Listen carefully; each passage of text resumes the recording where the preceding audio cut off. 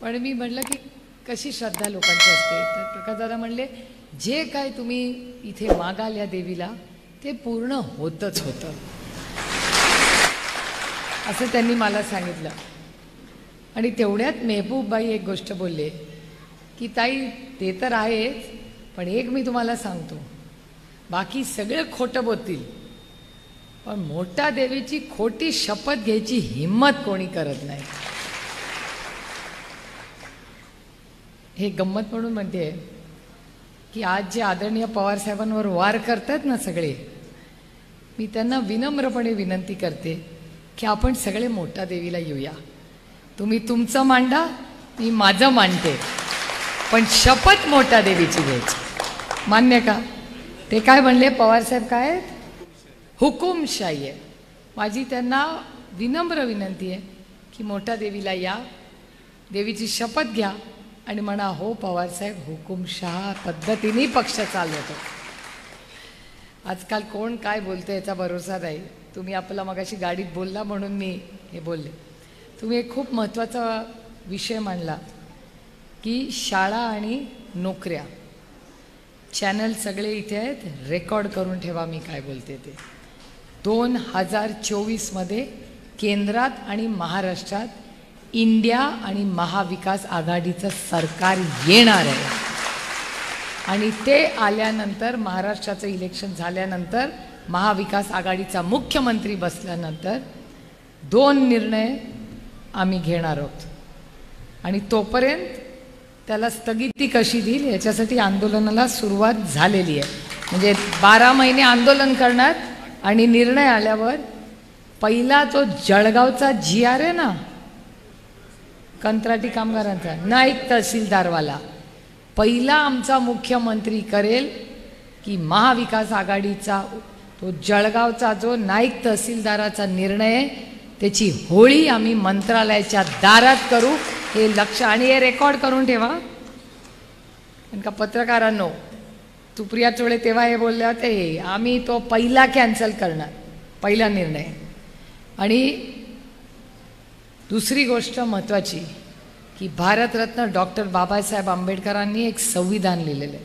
या जगातलं सगळ्यात चांगलं संविधान हे बाबासाहेबांनी आपल्याला दिलेलं आहे आणि त्या संविधानात शिक्षण हा आपला मूलभूत अधिकार आहे आणि त्या मूलभूत अधिकाराच्या विरोधात हे खोके सरकार निर्णय घेत आहे. मी तुम्हाला शब्द देते, एक जरी त्यांनी शाळा बंद केली तर आंदोलन करूच, पण आम्ही सत्तेत आल्यानंतर त्यांनी बंद केलेली प्रत्येक शाळा आम्ही चालू करू, हा शब्द मी तुम्हाला देते. शाळा बंद करणार नाही. आणि यांच्याकडे काय, शाळा कमी होत आहेत आणि दारूची दुकानं. आता आपल्याला निर्णय घ्यायचा आहे महिलांनो, तुम्हाला शाळा कमी करणारं सरकार पाहिजे का वाढवणारं शाळा पाहिजे? तुम्हाला दारूची दुकानं कमी करणारं सरकार पाहिजे का वाढवणारं? जर तुम्हाला दारूची दुकानं कमी करायची असतील आणि शाळा वाढवायच्या असतील तर मी शब्द तुम्हाला देते की पहिल्या आठवड्यात हे सगळे निर्णय तुम्हाला घेऊन देऊ. पहिल्या आठवड्यात. येणार नाही आहे, समता कृतीतून येते. एकदा शिक्षणाचा छापा इथे लागला ना, जात धर्म गाव कोणी विचारत नाही. माझे बापू काय म्हणाले की त्यांना अभिमान वाटतो की त्यांच्या समाजाची मुलं ही फक्त ऊस तोडी कामगार नाही आहेत, त्यांची मुलं ऑफिसर आहेत. आता मी जेव्हा ऑफिसरला भेटते मी त्याचा जात धर्म विचारते का? म्हणजे बाबा रे सर थोडा काम कर दीजिए ना. तेव्हा त्याचा जात धर्म येत नाही. ती समता ही शिक्षणातून येते आणि हीच समतेची भाषा छत्रपतींनी आपल्याला शिकवली, शाहू फुले आंबेडकरांनी शिकवली. आणि आज जे सरकार आहे हे शाहू फुले आंबेडकरांच्या विचाराच्या विरोधात काम करते. त्याच्यामुळे माझी काय फार अपेक्षा नाही या खोके सरकारवरनं. जे खोक्यांमध्ये व्यस्त आहेत ते काय सरकारला न्याय देणार? ते खोके, त्यांच्याकडे पैसे आहेत पक्ष फोडायला, त्यांच्याकडे पैसे आहेत घरं फोडायला, पण नांदेडच्या हॉस्पिटलमध्ये त्यांच्याकडे पैसे नाहीत तिथल्या पोरांना, गरीब पोरांना औषध द्यायला. आणि लाज वाटली पाहिजे या सरकारला 12 मुलं दगावली आहेत आणि 40 म्हणजे 60 लोक नांदेडला दगावले आहेत. 60. आणि हे निर्लज्ज सरकार म्हणतंय क्लीन चिट, काही नाही झालं, कुणाची चूक नाही, सरकारची चूक नाही. मला सांगा 60 लोक एका हॉस्पिटलमध्ये जर गेले तर चूक कुणाची आहे का कुणाचीच नाही? कुणाची चूक आहे? महाराष्ट्राच्या सरकारची. आणि महाराष्ट्रातल्या मुख्यमंत्र्यांनी, या खोके सरकारनी त्यांच्या सगळ्या अशा काम करणाऱ्या मंत्र्यांचा राजीनामा घ्यायला पाहिजे. हे 60 लोकांची हत्या केलेली आहे या ट्रिपल इंजिन सरकारने. त्यामुळे आणखीन एक गोष्ट झाली आज इथे. मगासपासून तुम्ही बघत असाल आम्ही फोनवर बोलतोय, फोन करतोय, फोन येत आहेत, हे होत आहे. तुम्ही विचार करत असाल काय चाललंय. 2 गोष्टी झालेल्या आहेत आता. राष्ट्रवादी काँग्रेस पक्षाचा फैजल नावाचा लक्षद्वीपचा एक खासदार आहे, त्याच्यावर केस केली, त्याला अटक झाली. केस व्हायच्या आधीच अटक कशी होते? निर्णय लागायच्या आधीच अटक. हेच तर गोलमाल देशात चाललंय आजकाल. दडपशाही आहे ही, लोकशाही नाही राहिलेली. त्याला अटक केली. आम्ही सुप्रीम कोर्टात धाव घेतली. मी सुप्रीम कोर्टाचे जाहीर आभार मानते की आम्हाला पूर्ण रिलीफ दिलेला आहे आणि तो खासदार राहणार आहे. हा निर्णय सुप्रीम कोर्टाने दिला. आत्ताच निर्णय आला. दुसरा निर्णय, आज आमची कोर्टात केस चालू आहे चिन्हाची आणि पक्षाची. मला खरं सांगावं, राष्ट्रवादी काँग्रेस पक्ष कुणाचा? आपण इथे मतदान घेऊया. आता बच्चा आणि बुडा कोई म्हणा, काश्मीर टू कन्याकुमारी, कुणालाही विचारा की राष्ट्रवादी काँग्रेस पक्ष कुणाचा? काही वादच नाहीये त्याच्यात. पण भारतात एक अदृश्य शक्ती आली आहे. त्याच अदृश्य शक्तीने फैजल भाईला अटक केली. त्याच अदृश्य शक्तीने बाळासाहेब ठाकरेंचा पक्ष फोडला. त्याच अदृश्य शक्तीने राष्ट्रवादी काँग्रेस पक्षाच्या काही नेत्यांना अडचणीत आलं. त्याच अदृश्य शक्तीने देवेंद्र फडणवीस जे मुख्यमंत्री होते त्यांना हाफ उपमुख्यमंत्री केले. हाफ म्हणजे आधी मुख्यमंत्री मग उपमुख्यमंत्री, त्याच्यात पण हाफ. आणि तुम्ही कोणी लढला नाही तरी चालेल मला. मी देवेंद्र फडणवीसांसाठी लढायचं ठरवलंय. मी अन्यायाच्या विरोधात लढणार. कारण का देवेंद्रजी या राज्याचे मुख्यमंत्री होऊन गेलेत. 5 वर्ष या राज्याचा मुख्यमंत्री होऊन गेला. तुम्ही कोणी उभं राहणार नाही? एवढा अन्याय तो अदृश्य शक्ती करते. तर मी 4 गोष्टींसाठी लढणार आहे. एक, बाळासाहेब ठाकरे. माझ्यासाठी शिवसेना एकच आहे. जेव्हा लोक म्हणतात ना हा गट आणि तो गट, शिवसेना एकच आहे. बाळासाहेब ठाकरेंच्या सगळ्या कष्टाने उभे केलेली एकच आहे आणि हयात असताना स्वतःच्या पोराला दिली आहे. दुसरं कोणी असं उगाच की येऊन कोणी टपली मारून जाईल चालतंय काय? तुम्ही कुणाच्या घरात राहता हो? तुमचं नाव काय? राजेंद्र भाऊ, तुमचं घर कुणाचं आहे? वडलोपार्जित आहे का नाही? शेती वडलोपार्जित आहे का नाही? नाही ना, बसा बस. वडलोपार्जित शेती आहे का तुम्ही विकत घेतली? वडलोपार्जित. घेऊन जाऊ का मी आज? करा ना 7-12 उतारा करा. तुमचे वडील माझ्या वडिलांसारखे, देऊन टाका मला. नाही तर अदृश्य शक्तीला सांगी ना की राजेंद्र भाऊ मला देत नाहीत. असं चाललंय. द्याल का स्वतःचं घर कुणाला? राष्ट्रवादी काँग्रेस पक्षाला परवा इलेक्शन कमिशन मध्ये नोटीस आली. जन्मदाता असतो ना त्याला त्याची किंमत असते. पवार साहेब 83व्या वर्षी दिल्लीला गेले आणि सगळी हिअरिंग त्यांनी ऐकली. समोरच्या बाजूनी कोण गेलं? कोण कारकून पाठवला होता? स्वतःच ज्याला हवंय त्यातलं एक तरी गेलं का हो दिल्लीला? एक. मला जर हवं असतं ना तर मी ठाण मांडून बसले असते तिकडे. जो मेरा है वो मेरा ही है और मेरा ही रहेगा, असं पवार साहेबांचा विचार आहे, माझा नाही. नाहीतर तुम्ही म्हणाल मी पक्षासाठी. अरे पक्ष क्या चीज आहे? मनाने मागितलं असतं ना तर पक्ष चिन्ह सगळं देऊन टाकलं असतं. रे द्यायला काय लागतं? दिल बडा होना चाहिए, ऐसा आहे. आणि देवाच्या कृपेने मेंदू, हात, पाय, डोळे, कान सगळं चालतं. उगाय माझ्या बाजूनी आहे. करीन ना शून्यातून उभी.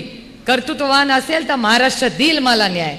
पण दुसऱ्याचा ओढबाळून घेणारा नाही. दुसरे का नाही, अरे दुसऱ्याला अन्न वाढण्यात याचाच मस्त आहे. अहो मी एक महिला आहे, आम्हाला उपजात शिकवलेलं आहे की त्याग हा महिलेनीच करायचा असतो. त्याच्यातच भारताला माता का म्हणता तुम्ही? ती माता आहे कारण का ती त्याग करते. आणि मी महिला आहे म्हणून आम्ही सगळेच तसे आहोत. खुट्ट झालं ना की तिच्या डोळ्यात पाणी येतं. अर्धी भाकरी पोरांनी जास्ती मागितली तर ती पाणी पिल, पण ती अर्धी भाकरी लेकराला घाले. लेकराचं उष्ट जेवण असेल ते आईच संपवते आणि नवऱ्याला म्हणे नको नको तुम्ही गरम खा, पोराचं उष्ट मी खाईन. खाता की नाही? अन्नाला देव मानणारे लोक आहोत, सुसंस्कृत महिला आहोत आम्ही. महाराष्ट्राचे संस्कार आमच्यावर आहेत. आणि अशा महिला आम्ही का खणकरपणे, काही गरजच नाही. आमची आनंद आहे आम्हाला आमच्या घरातले करते पुरुष कुठल्याही पक्षातले घेऊन जा, काही आमचं म्हणणं नाही. पण जर, आणि पुरुष म्हणजे एक नाही सगळ्यांबद्दलच बोलते, राष्ट्रवादी काँग्रेस पक्ष हा एक कुटुंब म्हणून पवार साहेबांनी केलेला आहे. त्याच्यात हा माझा आणि तो दोडका आणि हा लाडका असं कधीच नव्हतं. पवार साहेबांना सगळे तेवढेच लाडके होते.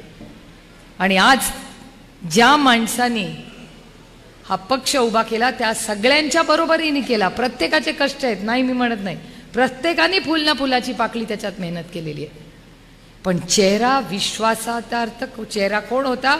राष्ट्रवादीचा विश्वासार्थक चेहरा एकच आहे आणि त्या चेहऱ्याचं नाव शरद पवार आहे, हे या देशाला माहिती आहे.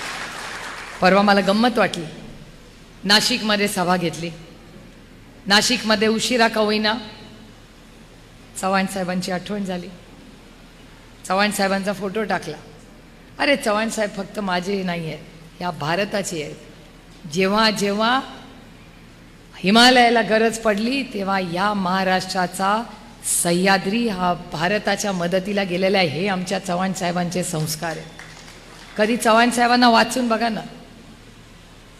तेव्हा त्या चव्हाण साहेबांच्या काळात भारतीय जनता पक्ष नव्हता, पण RSS पक्ष होता. माझी विनंती आहे ज्यांनी फोटो लावलाय त्यांना, ज्यांनी चव्हाण साहेबांचा फोटो लावलाय त्यांना माझी विनंती आहे की चव्हाण साहेबांचं पुस्तक वाचून बघा. चव्हाण साहेबांचं RSS बद्दल काय मत होतं ते वाचून बघा आणि मग मला सांगा की तुम्हाला तो चव्हाण साहेबांचा फोटो लावायचा अधिकार आहे का नाही आहे. ज्या चव्हाण साहेबांनी उभं आयुष्य RSSच्या विरोधात लढवण्यात घालं, उभं आयुष्य, तुम्हाला वाचून पण दाखवू शकते, माझ्या फोनमध्ये आहे.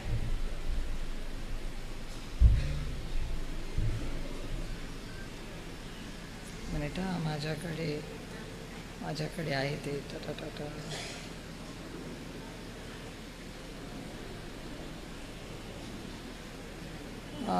एकच मिनिट. हे बघा, हे चव्हाण साहेबांचं पुस्तक आहे, त्याच्यातला हा लेख आहे पत्रकारांना. हे बघा,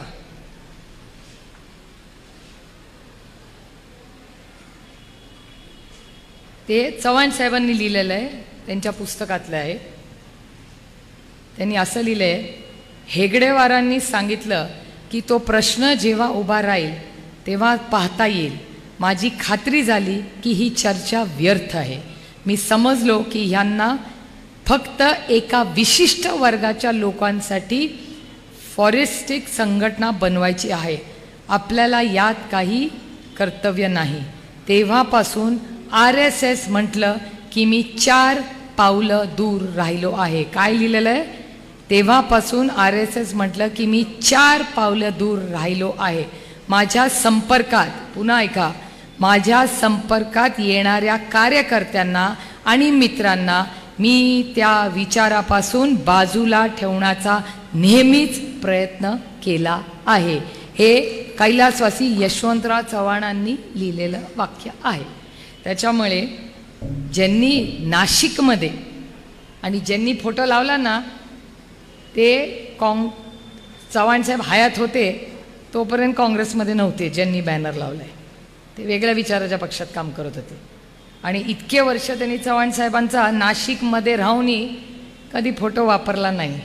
आता असं काय घडलं की इतक्या वर्षांनी त्यांना चव्हाण साहेबांचा फोटो लागला, पण त्यांना फक्त फोटो वापरला, त्यांनी चव्हाण साहेबांचा विचार नाही घेतला.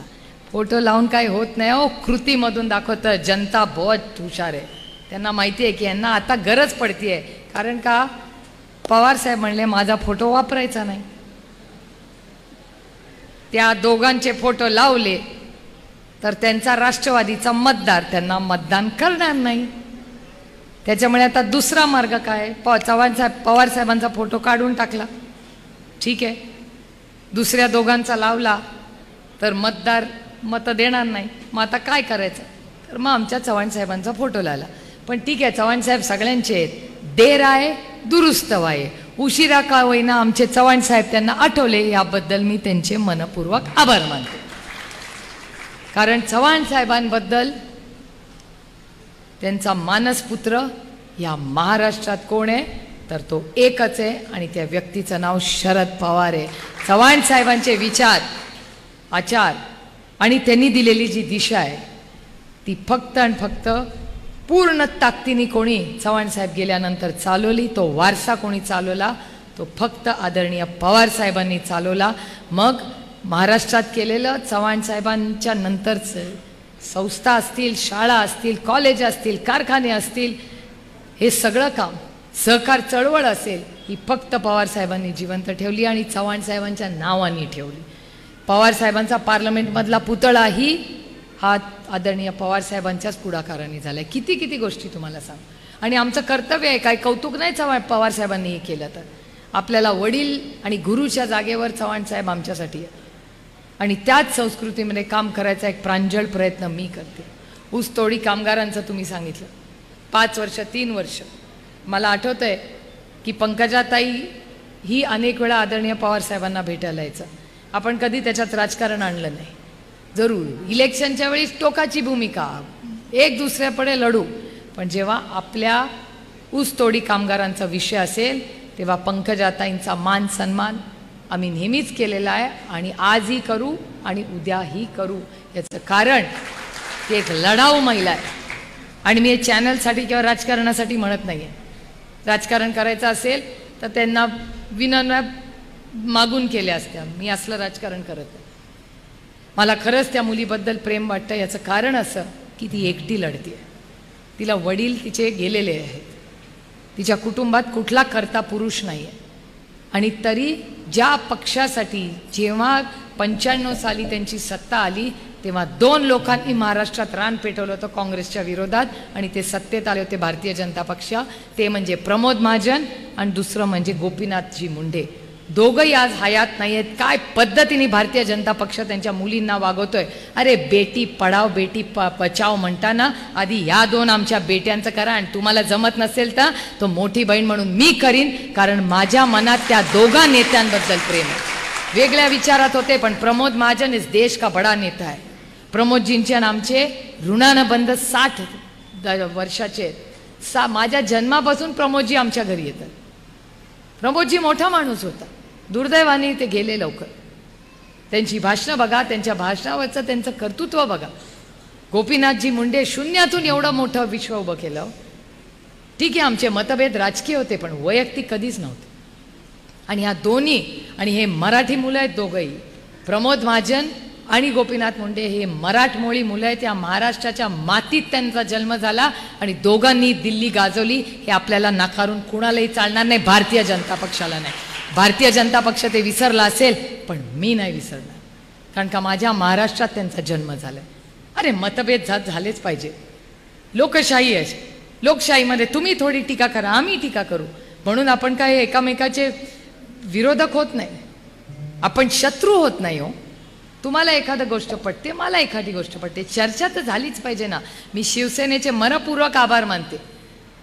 काँग्रेसचे आणि राष्ट्रवादी एकत्र मिळून आम्ही उद्धवजींचे मनपूर्वक आभार मानतो की चर्चा तर झालीच पाहिजे. कार्यक्रम त्यांनी सुरू केला, चर्चा तर झालीच पाहिजे. ही दडपशाही नाही आहे, आम नाही डरने वाले. आम्ही छत्रपतींचं नाव घेतो, शाहू फुले आंबेडकरांचं नाव देतो आणि आमच्यावर कैलासवासी यशवंतराव चव्हाण यांचे संस्कार आहे. दिल्ली समोर न झुका है न कभी झुकेंगे हे सांगते. किती आम्हाला किंमत, काय किंमत मोजावी लागेल. त्रास देतील, नोटीस पाठवतील. आईस माहिती आहे का नाही सगळ्यांना, हो का नाही? आईस म्हणजे काय माहिती आहे का तुम्हाला? आईस म्हणजे काय? इंग्लिश येतं का कुणाला थोडंसं? आईस म्हणजे बर्फ. आईसचं स्पेलिंग काय? ICE. नक्की लॉक करू का? ICE. ICE म्हणजे बर्फ.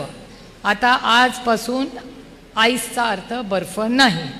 आईसचा अर्थ ICE म्हणजे आय म्हणजे इन्कम टॅक्स, C म्हणजे CBI, E म्हणजे सबको आईस कर दिया इस देश में. मला विचार करून मला खरं सांगावं, पत्रकारांना तुम्हाला पण विचारते, तुम्ही खूप वाचन करता आमच्या सगळ्यांपेक्षा जास्त. तुम्हाला 10 वर्षापूर्वी ईडी माहिती होती का? ईडी माहिती होती का 10 वर्षापूर्वी कोणाला? CBI कोण आहे माहिती होतं का? इन्कम टॅक्स माहिती होतं, कारण आपण सगळे टॅक्स भरतो म्हणून इन्कम टॅक्स माहिती होतं. पण CBI आणि ईडीला माहिती होती का कोणाला? अरे पोरं खेळताना आता राज्यात म्हणतात, मी स्वतःच्या कानातनी ऐकलेलं आहे, आणि डोळ्यांनी पोरं खेळताना बोलते, खेळत होती, मी आपलं बसले होते, माझी ट्रेन येत होती. मेहबूब तुम्ही पण होता त्या दिवशी रात्री स्टेशनला, आठवतं? आम्ही निघालो होतो ट्रेन स्टेशनवरनं, उस्मानाबादवरनं, आणि मी आणि मेहबूब आपलं बसलो होतो. ट्रेन उशिरा झाली, ती पोरं खेळत होती, खोळत होती, आणि मेहबूब आणि मी आपलं पोरं बघत बसलो होतो. आणि ते एक पोर दुसऱ्याला म्हणते, जास्त गडबड करू नको, नाही तर ईडीच लावतो तुझ्यावर. मी आणि मेहबूब चाटच पडलो. मेहबूब म्हटलं, ऐकलं का ताई पोरांनी? म्हणलं मला चुकीचं. म्हणलं इकडे रे, काय बोलला? थोडं काय नाही म्हणलं, नाही काय बोलला तू? म्हणला मी त्याला म्हणलं ईडी लावतो. म्हणलं काय रे ईडी असतं? ते म्हणले ते काहीतरी पोलिसाचं असतं, लावलं की मागेच लागते, जेलमध्येच जातंय माणूस. एवढंसं ते पोर होतं. मेहबूब तिथे बसला होता, त्याला विचार माझं खोटं वाटत. आम्ही दोघं चाटच पडलो की हे ईडी कुठपर्यंत पोहोचली आहे. 10 वर्षापूर्वी ईडी तुम्हाला माहिती नव्हती, CBI तुम्हाला माहिती नव्हते, आलं कुठून? खूप राजकीय दडपशाही आहे. बोललं का? मला पण येतात नोटीस. मी भाषण केलं ना पार्लमेंटमध्ये विरोधात, की पार्लमेंटमध्ये फोन चालत नाही, मग ते निरोप येतो नवऱ्याचा, बाहेर आलं की व्हॉट्सॲप, लव्ह लेटर आ गया. आता तुम्हाला वाटेल माझ्या नवऱ्याला कोण लव्ह लेटर लिहिते?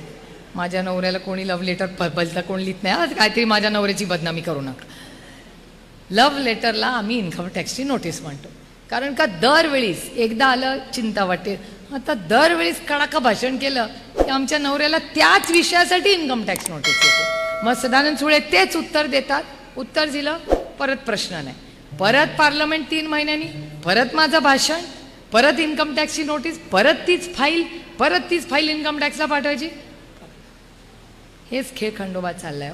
आमचं म्हणणं आहे की आम्ही तुमच्यावर वैयक्तिक टीका कधी केली नाही आणि कधी करणारही नाही. चव्हाण साहेबांचं नाव उगाच घेत नाही मी. चव्हाण साहेबांचे संस्कार आहेत, आम्ही सुसंस्कृत मराठी लोक आहोत. तुम्हाला शत्रू कधीच मांडणार नाही. आणि ह्या 6 वर्षामध्ये 30 वर्ष आदरणीय पवारसाहेब विरोधात होते आणि 30 वर्ष पवारसाहेब सत्तेत होते. पण कधीही कितीही त्यांना विरोध झाला तरी कधीही सुडाचं राजकारण शरद पवारांनी कधीही केलं नाही, कधीही नाही. किती सत्ता केंद्रात दिल्लीत सगळी सत्ता काँग्रेसचीच होती ना, कधी सांगा मला केलं?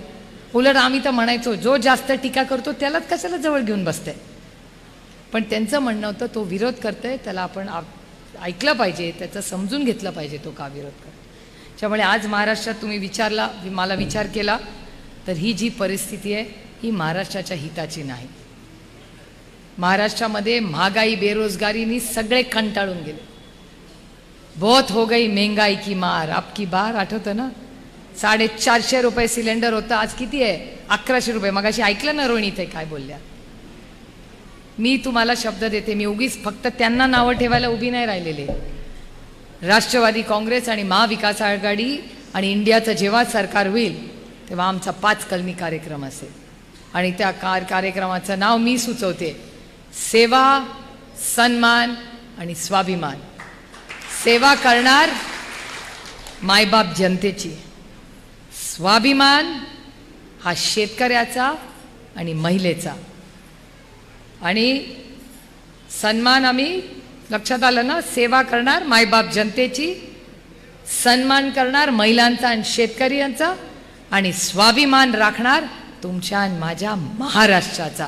सेवा, सन्मान आणि स्वाभिमानच हे काम करेल. दिल्लीशी आमचं भांडण नाही, पण आम्हाला नडला तर यहाँ से करारा जवाब मिलेगा. आम्ही आपला मोठा भाऊ म्हणून दिल्लीला सगळा मान सन्मान देऊ, पण तुम्ही हिमालय असाल तर आम्ही पण सह्याद्री आहोत, हे दिल्लीने विसरता कामा नये. गुणा गोविंदा निरा.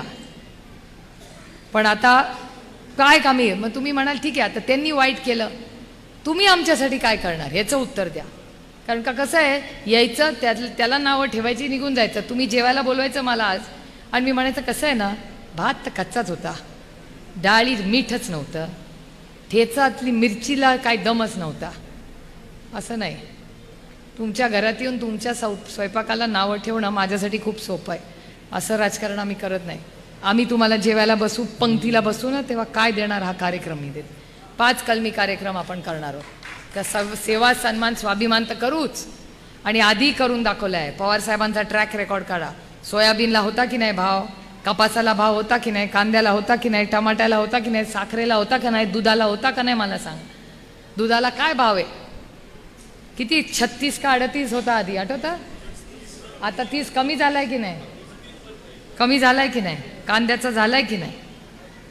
टमाट्याचा झालाय की नाही?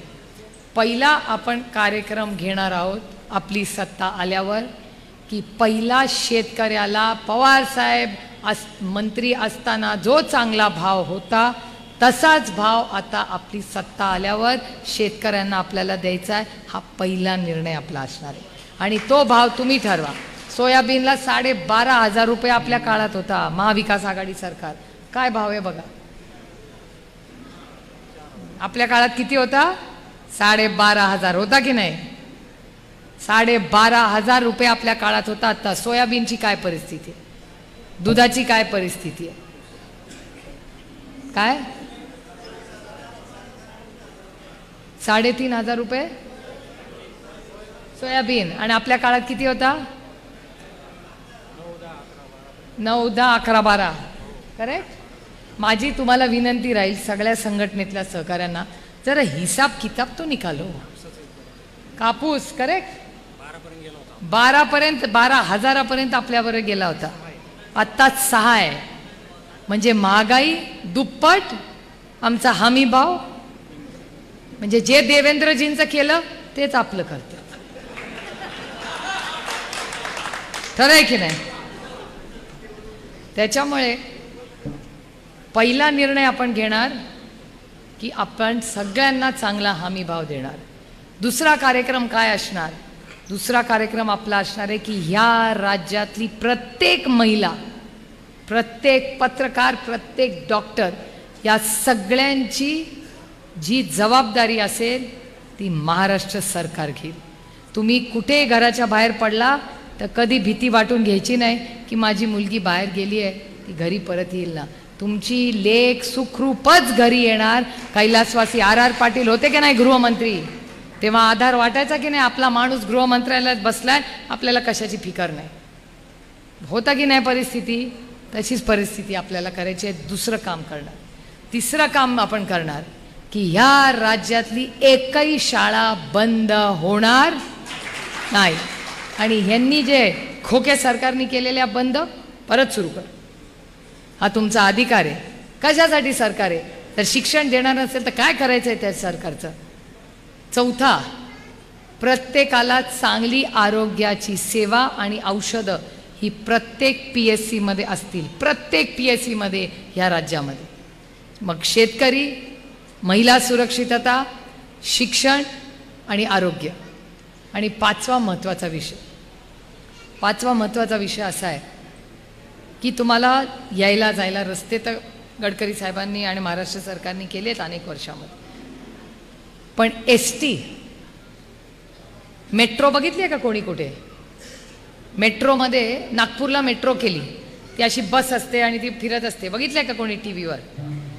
तर त्या मेट्रोमध्ये जर तुम्ही काम बघितलं तर त्या मेट्रोमध्ये हजारो करोड रुपये लागतात. मेट्रोमध्ये काय असतं, छोटी ट्रेन असते, ती शहरात फिरत राहते. तुम्हाला माहिती आहे नागपूरला मेट्रो केली, त्या मेट्रोमध्ये लोक काय करतात? पत्ते खेळतात, वाढदिवस करतात. हजारो कोटी रुपये करून मेट्रो काय पत्ते खेळायला आणि वाढदिवस साजरे करायला केली. मी मेट्रोच्या विरोधात नाही, मी कुठल्याही विकासाच्या विरोधात नाही, पण भाकरी भाजी पहिली का मोदक पहिला ह्याचा निर्णय आपल्याला घ्यायला पाहिजे. या देशात गरीब लोक आहेत, ते नाही मेट्रोमध्ये त्या नागपूरच्या जाणार. पण कशात फिरतील या देशातले गरीब लोक? ST मध्ये. ज्या दिवशी महाविकास आघाडीचं महाराष्ट्र सरकार येईल तेव्हा 500 कोटी रुपये पहिला हप्ता हा ST महामंडळाला दिला जाईल आणि सगळे ST या राज्यातल्या सुधारल्या जातील. आठवतं ना, दादानी विरोधी पक्ष नेता असताना ती ST दाखवली होती, डबडी, आठवतं का? आणि महिलांनो, ह्याच खोके सरकारनी ना तुम्हाला एक भेट दिली, 50% डिस्काउंट ST मध्ये. मी माझ्या मतदारसंघात विचारलं, काय महिला खुश का? मग ते म्हणले, कसलं खुश? म्हणलं का, काय झालं? ते म्हणले, ताई ST आली तरच 50% डिस्काउंट. ते STचाच आता पता नाही तर डिस्काउंटचं करू काय मी? लोणचं घालू? खरी गोष्ट आहे. त्याच्यामुळे ते कुणासाठी हे करतं? फक्त मीटिंग. आणि तुमच्याकडे झाला का तो कुठला कार्यक्रम या सरकारचा होता?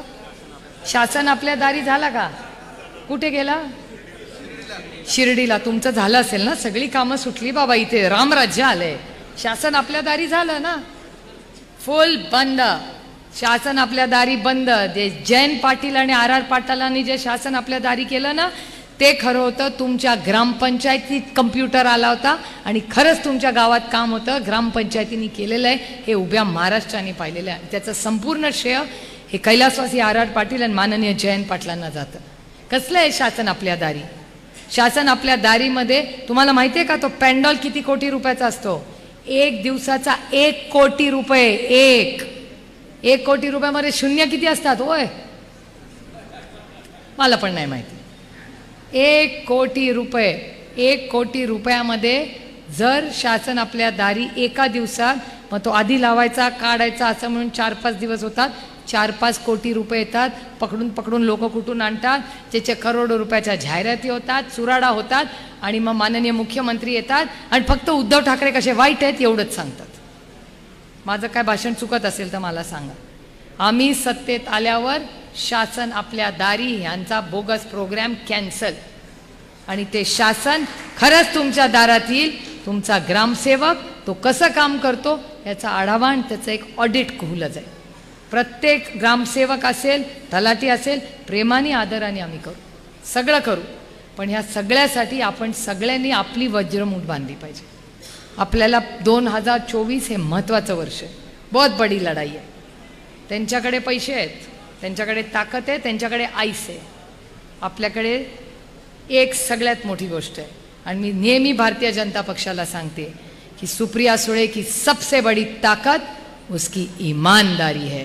त्याच्यामुळे माझ्याकडे ईमानदारी आहे, त्यांच्याकडे पैसे आहेत. उसके पास गाड़ी है, बंगला है, फैक्ट्री है, आइस है, सब कुछ है. मेरे पास सिर्फ शरद पवार है.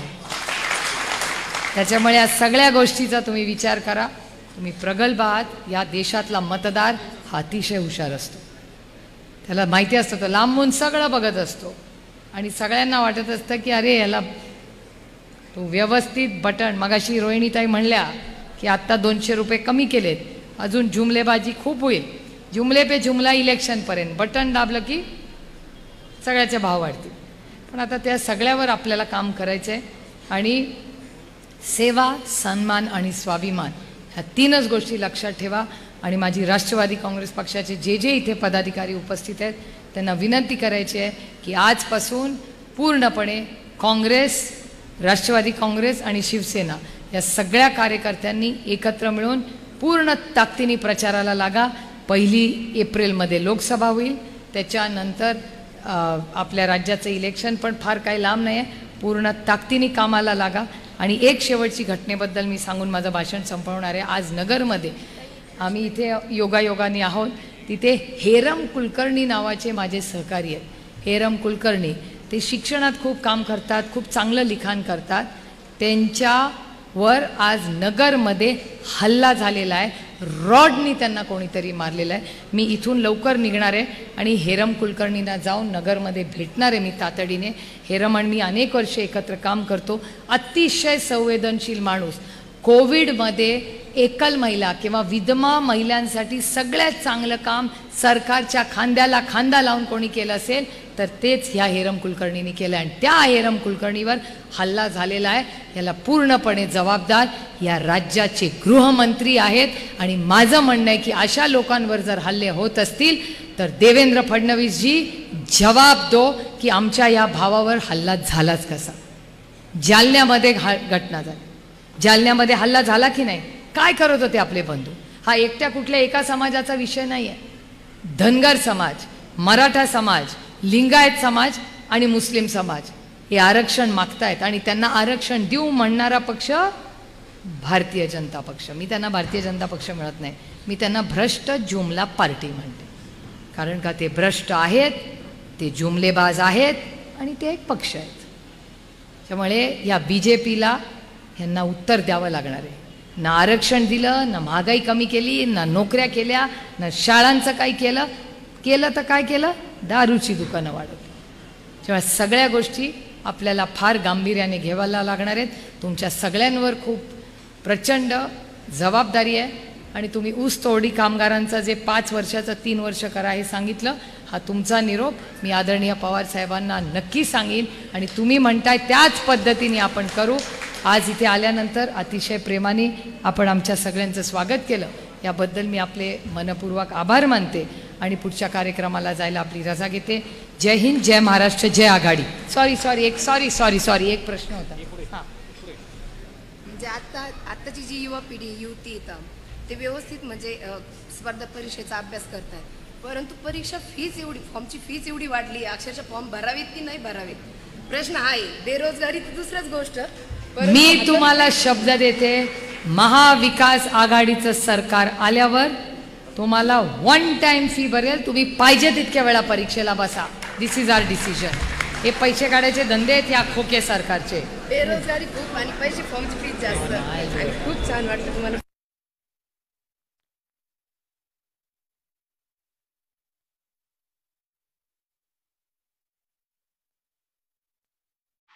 नवनवीन बातम्या बघण्यासाठी आमच्या चॅनलला सबस्क्राईब करायला विसरू नका.